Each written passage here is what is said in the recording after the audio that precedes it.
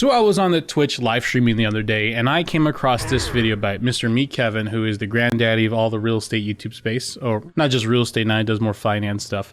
And what really caught my eye was the Zillow exposed part of it. In this video, he's specifically talking about a particular video that was on the TikTok. This is the video in question, made by a guy named Sean Gotcher. And it was so big that Zillow had to actually respond to it. Zillow responds to viral TikTok claiming housing market manipulation. To say the least, it went pretty viral. It was interesting to hear Meet Kevin's take on it, but I also heard Graham Stefan's take on it. And I just want to touch base. So first and foremost, let me acknowledge some things. I am a real estate agent that's based primarily just home buyers. I really don't do that many home sellers. I do maybe 40, 50 transactions a year of just home buyers.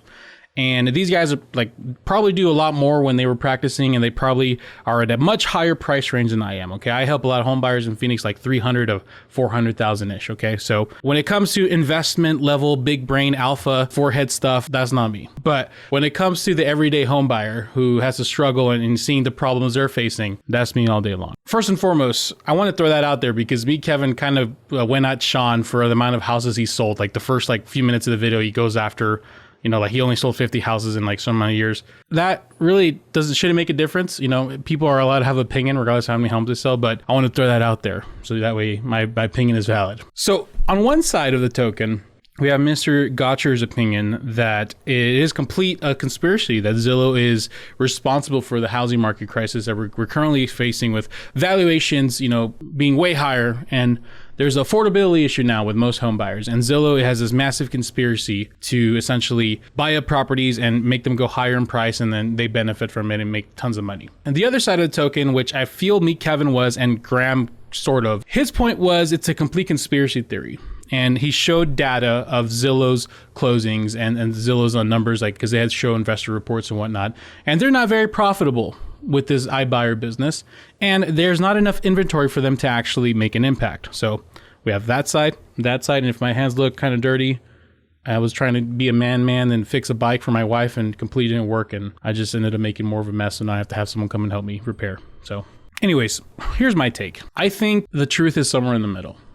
I don't think it's wise to say that there's this massive grand conspiracy against Zillow. I think Zillow is a company that's for profit, and they're trying out different models to make more profit. But did they all sit down with the Illuminati and figure out what's the way we can screw over the American market and really just try to get more money? No, I don't think that's the case. I also think it's not wise to completely just declassified as a conspiracy. I feel like Meet Kevin's take was just simply conspiracy. Within the first minute, he calls it a conspiracy and completely writes it off, completely false, get out of my face, not true.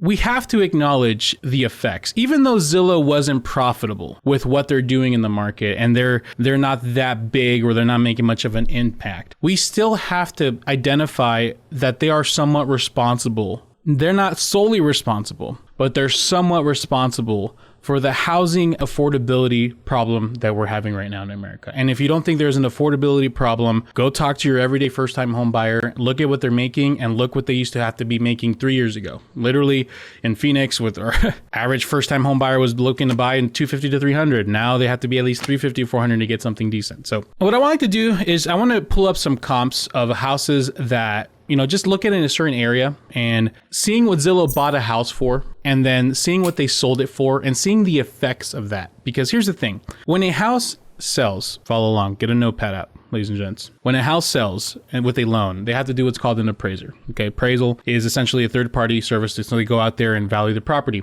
They look at the house condition, they sometimes walk it, but more importantly, they look at the comps of the area. They look at the comparables. Comps is just a way for realtors to feel cool saying comparables. And they try to identify the comps that are very, very similar to that house, okay? And they put a lot of value in the solds, okay? In the last year, I just want you to know that information before we begin. I will get to the next part, I promise. So let's get to it. We are going to look on the MLS and just look at properties that were bought between January to April of 2021, and only Zillow. And I don't know why Zillow has 5 different companies. Maybe that's a conspiracy, why they have so much companies. They can't just pick one and stick to it. It's only 21 houses that they basically sold between January and April. It's about a quarter, a little more than a quarter. So it wasn't that big of a difference. I mean, if you look at all the closed sales, get rid of the Zillow thing, 26,000. I mean, it's 0.000 something percent, like almost nothing. Okay. So if I pick out a house that they bought, so here, for example, we got Evans Drive. This house sold for $397,000 and they closed on March 18th. Okay. And I can look at the tax records. They bought the property that February for $365,000. Now, Zillow isn't the type of company to offer you a lowball offer. They're actually surprisingly offering these sellers a lot, like pretty much market value or a little bit above actually in some cases, which is why they're not very profitable. But either way, they bought that 2 months prior of selling it for $365,000. Now, if we look at that immediate area, let's do like maybe, I don't know, like a half-mile radius, 1 mile. What the heck? Why not? Get rid of the Zillow. Just look at all the sales. Let's look at the sales around where they bought it, which is January to February. Look at that. I'm learning how to say February right. We can see that the ones that are selling close to 400K are like these monster houses, right? Like 3,000 plus square feet. And before that, the one that's similar to the one that sold, I think it's actually a little bigger, is it? Is it bigger? Yeah, it's about the same size. Sold for $371, and then the next one is about $360. So that price range for that house was $360 to $370, and Zillow bought it for fair market value at the time. Now, when they put this house on the market about 2 to 4 weeks after they bought it, they put it on the market for $390. Now, there's nothing wrong with this practice. It's a capitalist society. You can try to make your money in a certain way, but when there hasn't been a comp in that area in that first 1 or 2 months, a single story mid 2000 square feet home, 3-4 bedrooms, that area, there hasn't been a single comp that's been even close to 400,000, right? To bump it up almost $20,000 just a month later is a very aggressive strategy, and it worked. They were able to sell it for $397,000. And the question is, what was the effects of this? Now, Kevin says that because they're not profitable, stop looking at my icons. Yes, I'm playing Diablo 2, okay? Kevin says because they're not profitable, there is no conspiracy. Sean says there's a huge conspiracy. They're doing this on purpose. Once again, truth is somewhere in the middle, okay? There's no grand conspiracy, but we have to acknowledge the effects of this because they decided to try to push their profit, just squeeze as much money as possible. And now what happens is that house closes mid-March. Some other folk in that neighborhood with a similar house was, crap, Zillow sold that house for $397. Well, shoot, I think I'm going to put my house on the market for $400, right? It's not like an appraisal. It's nothing like that. It's just the sellers are looking at the houses selling for more, right? And they put it on the market to push things further. So $380,000 to $400,000 is a huge bump for most people. It's about $100 a monthly payment.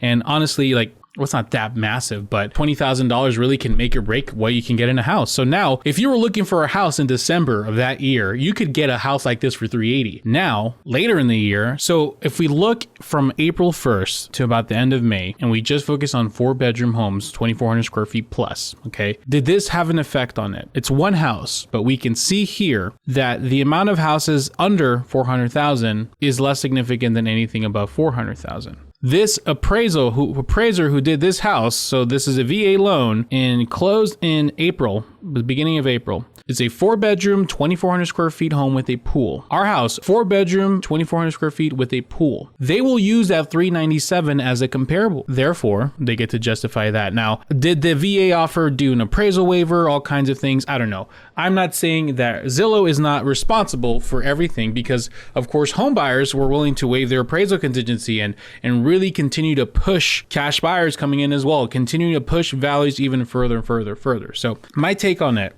we have to hold Zillow and not only Zillow, but other companies accountable for trying to really squeeze the market and take advantage of it. It's not illegal what they did. They totally could do whatever the heck they want. But we have to admit that those comparables did nothing to help the values of that neighborhood. I know homeowners are obsessed with equity. They need to have equity, and the people that were living in that area just love when these houses sell more. They're just like, yes, it's like a freaking hit of drugs or something. But what this is doing, unfortunately, even though it's making more people more money, it's passing on the problems to the next generation of buyers. Because now, because let's say a buyer in January wanted to buy, Okay, they could have bought that house around for 380-ish, right? Because that's what Zillow bought it for. But like, I'm gonna wait 6 months to save up more money. Well, now they're gonna have to spend well into the 400s to get something similar like that. $30,000, $40,000 more. Okay, that's $150 more on your monthly payment. That's $30,000 of equity is insane. If they would have bought in January, they would have been already almost 10% of equity built on that house. That's just insanity. It's insane. So I agree and disagree with both sides. It's not a massive conspiracy Illuminati, but we should also acknowledge that Zillow is somewhat responsible. No, not a big giant player, but is one of many companies or entities out there that are taking advantage of the situation and trying to squeeze values from squeeze more money out of these values as much as possible. And unfortunately, even though they're not very profitable, they're leaving us with their leftovers, which is now overpriced houses in the market. That's my take on it. Don't go be rude to anybody, guys. Both of these guys have their own opinions and they're allowed to have them. Nothing for love of both sides, but I just wanted to throw my 2 cents in there, if you will. So take care. Have a good one.